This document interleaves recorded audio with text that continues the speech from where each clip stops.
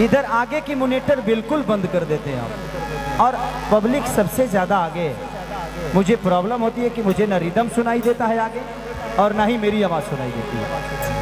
आगे वाला चपराइठा हेलो, आपका चपराइठा घर है? चलिए, हमारे ससुराल से भी लोग यहाँ हैं। ये जाके हमारा सास से कही है कि ये बहिना, अरे तोर दामाद लड़कियन के गजब धरा तल रे। कौनो बात ना, का करबो। हमार सासो जाने तरी की जाए दी बेटा उकरो हमार 3 गो साल और बेटा छुछुनर ना भेले से दामाद छुछुनर हो गए तो का करी है वो झेले ली बेचारी, लेकिन अपना बेटा से भी ज़्यादा माने ली हमके। हम होगा कि बहुत माने ले ये दुनिया में।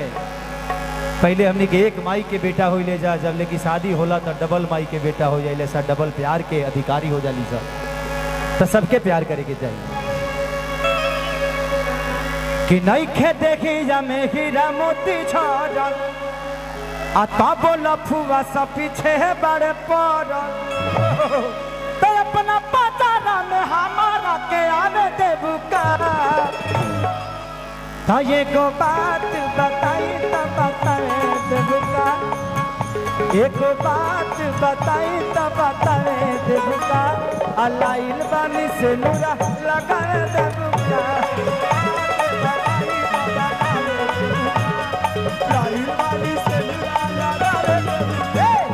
बात बताई तो बताए देबू का, लाइन बानी से नूरा लगा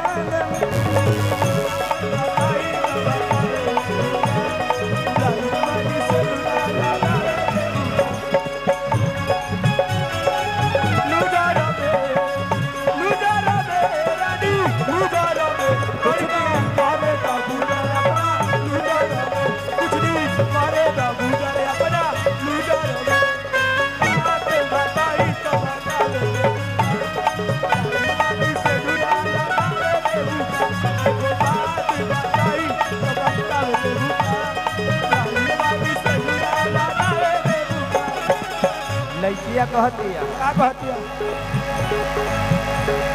आप बड़ी प्यारी हो, आपको पता है? ए रोका, अरे बना रहा, चुप। लड़की की तारीफ कर रहा हूँ ना। आप बहुत सुंदर हैं, आपको किसी ने नहीं बताया? किसी ने नहीं बताया। भगवान ने आपको फुर्सत में बनाया। जितना फालतू काम होला किसे नु डाला गावल मजाक की हवे का, अब पागल के तोहरो दिमाग हवे का। तो से नु डाला गावल मजाक की हवे का, पागल के तोहरो दिमाग हवे का। पागल के तोहरो दिमाग हवे का, पागल के तोहरो दिमाग हवे का। लड़का कहता दिल जहाँ लागे दिमाग ना लागे, पूछ लेनिए से कि खराब ना लगे, पूछ लेनिए से कि खराब ना लगे, दिल जहाँ लागे दिमाग ना लागे, पूछ लेनिए से कि खराब ना लगे, पूछ लेनिए से कि खराब ना लगे।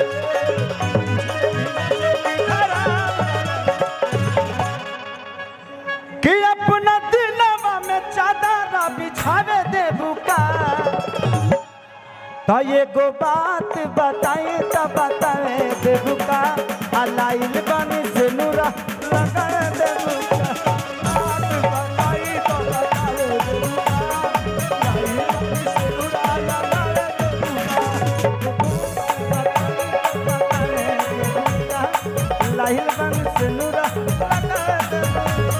बात बताई तो बताए देबू का, अलाइल बानी से नूरा लगा देबू का।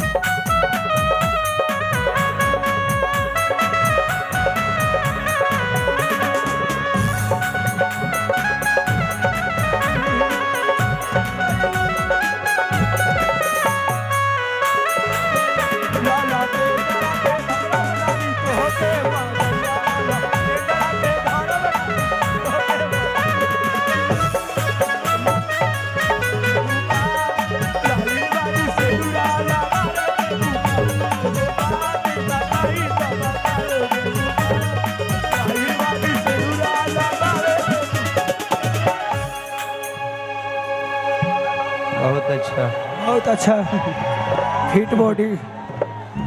लेकिन ये कहती है कहाँ कहती है कि चढ़ली जवानी तहार ना होई ना होई हमारा पमरता देखो ना गिलोई देखो ना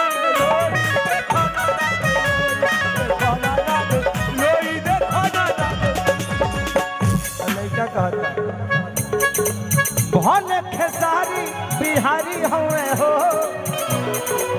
भले खेसारी बिहारी हुए हो सगरी मजनुआ पभारी हुए सगरी मजनुआ पभारी हुए हो सगरी मजनुआ पभारी हुए हो ताया चाटवा के सेट संग गावे दे बुका ताया चाटवा के सेट संग गावे दे बुका एगो बात बताई त बताए दे बुका एगो बात बताई त बताए दे बुका अल्लाह बन से नूरा लगाए दे बुका आदि बात लगाए दे बुका अल्लाह बन से नूरा लगाए दे बुका बताई त बताए दे बुका अल्लाह बन से नूरा लगाए दे बुका बताई त बताए दे बुका अल्लाह बन से नूरा लगाए। वाह कैसे हैं पिंटू भाई। चलिए चलिए भोजपुरी रिमझिम के बहुत अच्छे हमारे भाई हैं, बड़ी प्यार करते हैं मुझे और आए हैं तो स्वागत है आपका। नागलोई में दिल्ली में ही रहते हैं और बड़े प्यारे हैं भाई भाई। चलिए पिंटू भाई है ये पिंटू सिंह यादव जी जो कि भोजपुरी